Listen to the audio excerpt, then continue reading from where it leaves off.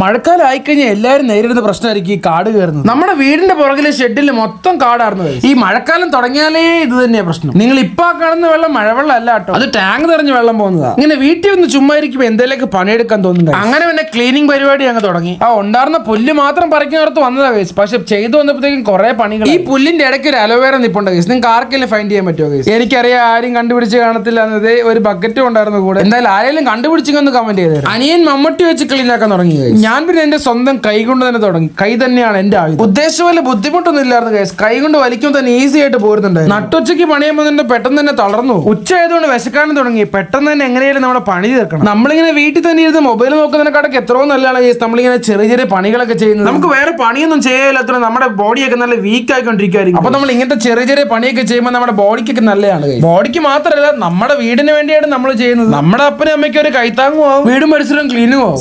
സംസാരിച്ച് നമ്മുടെ സംഭവം ക്ലീൻ ആയി. സത്യം പറയാലോ, ക്ലീൻ ആക്കാൻ പ്ലാൻ ഇട്ടപ്പോ ഇത്രയൊന്നും ഉദ്ദേശിച്ചില്ല. എന്തായാലും നമ്മുടെ പുറകോസ് ഷെഡ് നമ്മൾ അടിപൊളിയാക്കി. ഇനി നമ്മുടെ മറിഞ്ഞു കിടന്ന അലവേറ ഇനി എല്ലാവർക്കും കാണുന്ന രീതി തന്നെ അങ്ങ് വെച്ചേക്കാം. നിങ്ങൾ വീട്ടിൽ ഇതുപോലത്തെ പണിയൊക്കെ ചെയ്യാറുണ്ടോ? ചെയ്യാറുണ്ടെങ്കിൽ ഒന്ന് കമന്റ് ചെയ്തേരെ. പിന്നെ നമ്മുടെ കൈയും കാലൊക്കെ ഒന്ന് കഴുകി നമ്മൾ സമയം നോക്കുമ്പോൾ സമയം 1:30. അപ്പൊ പിന്നെ എന്തായാലും ഉച്ചത്തെ ഭക്ഷണമൊക്കെ കഴിച്ച് വയറൊക്കെ നിറഞ്ഞ് കഴിച്ച് എന്തായാലും നല്ലൊരു സന്തോഷമുണ്ട് മനസ്സിൽ. അപ്പൊ എല്ലാവരും നമ്മൾ ഇതുപോലെ വീട്ടിൽ ചുമ്മാ ഇരിക്കുമ്പോൾ ചുമ്മാ മൊബൈൽ വെച്ച് നോക്കാതെ എന്തെങ്കിലുമൊക്കെ പണിയൊക്കെ ചെയ്യാം കേട്ടോ. അപ്പൊ നമുക്ക് ഇനി അടുത്തൊരു കിടക്കാച്ചിട്ട് കാണുന്നത് വരെ ബൈ ബൈ.